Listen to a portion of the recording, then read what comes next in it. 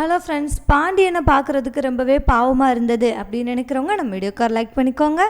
ஆமாம் ஃப்ரெண்ட்ஸ், இது வரைக்கும் பாண்டியன் தன்னுடைய பையங்களான பசங்க 3 பேரையுமே பயங்கரமாக கொடுமைப்படுத்துகிறதா இருக்கட்டும், அவங்கள நான் சரியான பாதையில் கூட்டிகிட்டு போகிறேன் அப்படின்னு சொல்லி அவங்கக்கிட்ட ரொம்ப ஹார்ஷாக நடந்துக்கிட்டு இருப்பாங்க. ஆனால் அரசியை மட்டும் எப்போவுமே அவங்க ரொம்ப பாசமாக தான் வளர்த்துருந்தார் பாண்டியன். அரசியும் குழலியும் அவருக்கு இரு கண்கள் மாதிரி. பசங்க மேலேயும் அவருக்கு பாசம் அதிகம்தான். பட் பசங்க எங்கே நம்ம கையை மீறி போயிடுவாங்களோ, அவங்களுக்கு நம்ம அப்பா அப்படின்ற கொஞ்சம் மரியாதை இல்லாமல் போயிடுமோ, அவங்க வாழ்க்கையில் நம்ம கொஞ்சம் நல்ல பழக்கங்களை சொல்லி கொடுக்காம கஷ்டப்பட்டுருவாங்களோ அப்படின்னு சொல்லிட்டு பசங்களை எப்போவுமே அவர் ரொம்ப ஸ்ட்ரிக்டாக தான் வச்சுருப்பார். அதில் சரவணன் மட்டும் எப்போவுமே அவருடைய பேச்சை தட்டாமல் கேட்பாங்க. பட் மற்ற 2 பசங்களும், செந்தில் ஒரு சில விஷயங்களை எதிர்த்து பேசுவார்.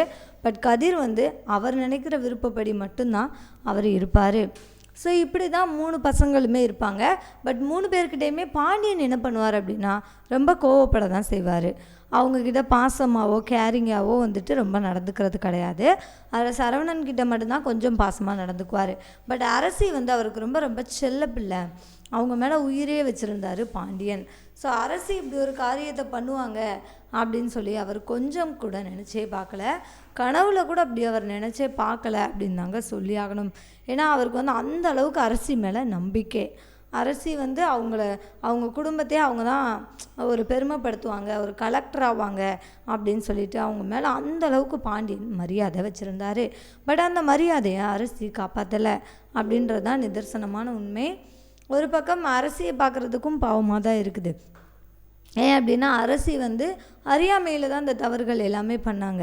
இந்த குமார் அவங்கள தன்னுடைய மாய வலையில் விழுக வைக்கிறதுக்கு முன்னாடி வரைக்கும் நம்ம அரசி ரொம்ப கரெக்டாக ரொம்ப நல்ல பொண்ணாக தான் இருந்தாங்க. பட் குமார் தான் என்ன பண்ணார், அவங்கள எப்படியோ பேசி மயக்கி மனசை மாற்றிட்டாரு. அதற்கு உறுதுணையாக சுகன்யாவும் என்ன பண்ணாங்க, சுகன்யா பண்ணது ரொம்பவே ஒரு கேவலமான விஷயம். அப்படி ஒரு விஷயத்தை தான் சுகன்யா பண்ணியிருக்காங்க. இந்த விஷயத்தில் சுகன்யாவுக்கும் தொடர்பு இருக்குது அப்படின்ற விஷயம் மட்டும் பழனிக்கோ தெரிஞ்சிச்சு அப்படின்னா, பழனி கண்டிப்பாக சுகன்யாவை என்ன பண்ணுவார், ஏற்றுக்கவே மாட்டார். அந்த அளவுக்கு பெருமளவில் அவங்கள என்ன பண்ணிடுவார், தண்டிச்சிருவார். ஏன்னா அவருக்கு தன்னுடைய அக்கா பிள்ளைங்க இவங்க தான் ஃபஸ்ட்டு முக்கியம் அப்படின்னு சொல்லி வாழ்ந்துக்கிட்டு இருக்கிறவர். அது மட்டும் இல்லாமல் சுகன்யாவும் அவர் மேலே கொஞ்சம் கூட துளி அளவு கூட என்ன பண்ணலை, உண்மையான பாசமும் வைக்கலை. ஏதோ கல்யாணம் பண்ணிட்டோமே அப்படின்னு சொல்லி தான் வாழ்ந்துக்கிட்டு இருக்காங்க. அதுவும் இப்போ வரைக்கும் அவங்க பழனி கூட என்ன பண்ணலை, ஒரு நாள் கூட சந்தோஷமாக அவங்க வாழவே இல்லை. எப்போ பார்த்தாலும் சண்டை, எப்போ பார்த்தாலும் அவரை ரொம்ப கஷ்டப்படுத்துறது, கொரட்டை விடுறீங்க, உங்கள் குடும்பம் இப்படி அப்படி, உங்கள் கையில் காசே இல்லை, நீங்களாம் எதுக்கு கல்யாணம் பண்ணீங்க, இப்படியெல்லாம் நிறைய வார்த்தைகள் அவங்கள பேசி பேசி நோகடிக்கிறது. இதுதான் அவங்களுடைய ஃபுல் டைம் வேலையாகவே என்ன பண்ணுறாங்க, பண்ணிக்கிட்டு இருக்காங்க. ஸோ கண்டிப்பாக அவரால் இப்படி ஒரு விஷயம் மட்டும் சுகன்யா பண்ணாங்கன்னு தெரிஞ்சிச்சுன்னா அவரால் மன்னிக்கவே முடியாது, அவர் மன்னிக்கவும் மாட்டார். ஸோ அது நம்ம எல்லாருக்குமே நல்லா தெரிஞ்ச விஷயம்தான். ஸோ இன்றைக்கி எபிசோடில் நடந்த முக்கியமான விஷயம் என்ன அப்படின்னு பார்த்திங்கன்னா இதுதாங்க. அரசியை மாட்டிக்கிட்டாங்க. மாட்டி விட்டவர் நம்ம சரவணன் நேராக கூட்டிகிட்டு வந்தார், பாண்டியன்கிட்ட சொல்லிட்டாரு. இன்றைக்கி எபிசோட் ஸ்டார்டிங்லேயே இவர் சொல்ல ஆரம்பிச்சிட்டாரு, உங்கள் பொண்ணு என்ன பண்ணிட்டு வந்திருக்கா தெரியுமா அப்படின்னு சொல்லி நடந்த அத்தனை விஷயங்களையும் என்ன பண்ணிடுறாரு, சொல்லிடுறாரு. இவள் சினிமாவுக்கு போயிருக்கா, அது யார் கூடன்னு தெரியுமா, அதை கேட்டால் தான் நீங்கள் இன்னும் ஷாக் ஆவீங்க, அவன் அந்த குமார் கூட போய் சினிமாவுக்கு போயிருக்கா அப்படின்னு சொல்லி அத்தனை உண்மைகளையும் தேங்காய் மாதிரி போட்டு ஒட்டச்சிட்டாரு நம்ம சரவணன். ஸோ இதை கேட்ட பாண்டியனுக்கு தலையில் இடியே விழுந்துருச்சுங்க. அவர் அப்படியே கொஞ்சம் கூட அவருக்கு ஒரு நார்மலாகவே அவர் இல்லை, அந்தளவுக்கு தன்னுடைய சுயத்தையே இழந்துட்டார். ஏன்னா அவர் இது எதிர்பாராத ஒன்று, அரசி மேலே அந்தளவுக்கு அசைக்க முடியாத நம்பிக்கை வச்சுருந்தார். அந்த நம்பிக்கையை உடையும் போது அவரால் அந்த வலியை தாங்கிக்கவே முடியல. ஸோ ரொம்பவே இடிஞ்சு போய் உட்காந்துட்டார். இப்போ இதற்கு மத்தியில் மற்ற எல்லாருமே கேள்விகள் கேட்குறாங்க. ஒரு பக்கம் கோமதி ரொம்ப அமைதியாயிட்டாங்க. கோமதியாலையும் இப்போதைக்கு பேசவே முடியல. அவங்க அந்த அதிர்ச்சியிலேருந்து இன்னும் மீண்டு வெளியே வரவே இல்லை. தன்னுடைய எதிரி குடும்பமான அந்த குடும்பத்தில் போய் அரசி பேசியிருப்பா, பழகியிருப்பா அப்படின்னு சொல்லிட்டு நம்ம கோமதியால் யூகிக்கவே முடியல. அவங்க அதை நினச்சி கூட பார்க்கல. பட் நடந்தது அதுதான் உண்மை. அதை மறுக்க முடியாது. அதனால் இப்போது அரசியாலையும் என்ன பண்ண முடியல, நான் இதை பண்ணலை அப்படின்னு சொல்லிட்டு சொல்லவும் முடியல. அவங்க வந்து ஏன்னா பண்ணதை கண்ணார பார்த்துட்டாரு நம்ம சரவணன். ஸோ இப்போ இதுக்கப்புறம் அவங்களால ஒன்றுமே பண்ண முடியாதுன்றதுனால ரொம்பவே அமைதியாக இருக்காங்க. அத்தனை பேரும் திட்டுறாங்க நம்ம அரசியை.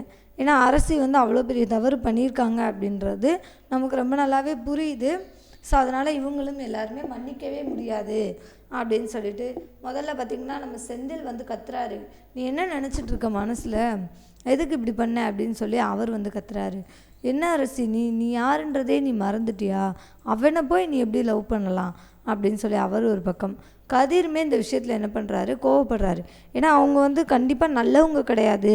நல்லவங்களாக இருந்தால் தன்னுடைய தங்கச்சியை இத்தனை வருஷமாக ஒதுக்கி வச்சுருப்பாங்களா அப்படின்ற விஷயம் இவங்களுக்கு புரியுது. பட் அரசிக்கு புரியவே இல்லை. அதனால் இது அவங்களோட திட்டமிட்ட சதியாக தான் இருக்கும் அப்படின்னு சொல்லி எல்லாருமே யூகிச்சிட்டாங்க. அதனால தான் அவங்க என்ன பண்ணுறாங்க, இந்தளவுக்கு கோபமும் படுறாங்க. அரசியோடைய வாழ்க்கையே நாசமாயிருமோ அப்படின்ற பயம் வந்து எல்லாருக்குமே இருக்குது. பட் அரசிக்கு மட்டும் அந்த பயம் இல்லை. ஏன் அப்படின்னா அந்தளவுக்கு குமார் வந்து என்ன பண்ணிட்டாரு, அவங்க மனசை மாற்றிட்டாரு. தான் ஒரு ரொம்ப நல்லவன், இந்த உலகத்திலே அவன் தான் நல்லவன் அப்படின்ற அளவுக்கு என்ன பண்ணிட்டாரு, நடிச்சிட்டாரு. எப்போ பார்த்தாலும் அரசி நான் உன் மேலே உயிராக இருக்கேன் அப்படி இப்படின்னு சொல்லி அந்த பொண்ணுடைய மனசையே மாற்றி அந்த பொண்ணை கண்டிப்பாக இன்னும் என்ன பண்ணுவார், அவர் கூடவே வீட்டை விட்டு வர்ற அளவுக்கு கண்டிப்பாக அவர் பண்ண தான் செய்வார் இதற்கப்புறமும். பட் முத்துவேலுக்கு இந்த விஷயம் மட்டும் தெரிஞ்சிச்சு அப்படின்னா முத்துவேல் வந்து கண்டிப்பாக இதை ஸ்டாப் பண்ணுறதுக்கான வாய்ப்புகள் இருக்குது. ஏன்னா முத்துவேலுக்கு வந்து தன்னை அவமானப்படுத்தினவங்கள வாழ்க்கையில் எதிரியாக விரோதியாக என்ன பண்ணிடலாம், ஒதுக்கிடலாம். பட் அவங்கள போய் வாழவே விடக்கூடாது, அவங்களுக்கு வந்து குடைச்சல் கொடுக்கணும் அப்படின்னு நினைக்கிற அளவுக்கு மோசமானவர் வந்து முத்துவேல் கிடையாது. பட் சக்திவேல் வந்து சுத்த பொறுக்கி அப்படின்ற மாதிரி அவர் அத்தனை விஷயங்களையும் என்ன பண்ணுவார், எல்லா விஷயங்களையும் சகல விஷயங்களையும் அவர் வந்து பிரச்சனையை உண்டு பண்ணணும்னு தான் நினைப்பார். அதே மாதிரி தான் தன்னுடைய பையனுடைய கல்யாண வாழ்க்கையவே பணைய வச்சு அந்த குடும்பத்தை பழி வாங்கணும் அப்படின்னு நினச்சா அப்போ அவருக்கு எந்த அளவுக்கு வன்மம் இருக்கும் அப்படின்றது நமக்கு இதுலேருந்தே ரொம்ப நல்லா புரியுது. ஸோ இந்த அளவுக்கு வன்மத்தை வச்சுக்கிட்டு ஒரு மனுஷனால் இருக்க முடியுமா அப்படின்னு கேட்டிங்கன்னா கண்டிப்பாக அவர் வந்து என்ன பண்ணுவார், இருக்கிறாரு அப்படின்றது நமக்கு ரொம்ப நல்லாவே புரியுது. ஸோ மற்றவங்க எல்லாருமே என்ன நினைக்கிறாங்க அப்படின்னா ஒவ்வொரு விஷயங்கள்லையுமே வந்துட்டு சரவணன் எப்போவுமே பொறுமையாக தான் இருப்பார். நம்ம எல்லாருமே கோவப்பட்டாலும் சரவணனை மட்டும் என்ன பண்ண மாட்டார், கோவமே படமாட்டார். அப்படின்றதுனால சரவணன் மேலே எல்லாருக்குமே முழு நம்பிக்கை இருக்குது. ஏன்னா மற்றவங்க யார் பொய் சொன்னாலும் சரவணன் கண்டிப்பாக பொய் சொல்கிறதுக்கான வாய்ப்பே கிடையாது. சரவணனே தன்னுடைய கண்ணால் பார்த்தேன் அப்படின்னு சொல்லும்போது அவரால் என்ன பண்ண முடியும், ஒன்றுமே பண்ண முடியாது. அப்படின்றதுனால இப்போ இவரும் என்ன பண்ணுறாரு, கொஞ்சம் சைலண்ட்டாகவே இருக்கிறாரு. ஸோ இதற்கப்புறம் வந்துட்டு நம்ம கோமதி ஆடி போய் நிற்கிறாங்க. கோமதியால் என்ன பண்ண முடியல, எதையுமே தாங்கிக்க முடியல. அவங்கள பொறுத்த வரைக்கும் ஒன்றே ஒன்று தான், அவங்களுக்கு என்ன அப்படின்னா எந்த விதமான பிரச்சனையும் வரக்கூடாது அப்படின்னு சொல்லி தான் கோமதி பெருமளவில் எப்போவுமே தலைப்பாடாக அடிச்சுக்குவாங்க. நீ என்னடி ஸ்பெஷல் கிளாஸ்ன்னு சொல்லிட்டு டியூஷன் போகிற வைக்கிற அப்படின்னு சொல்லிட்டு அவங்க 1000 கேள்விகள் கேட்பாங்க.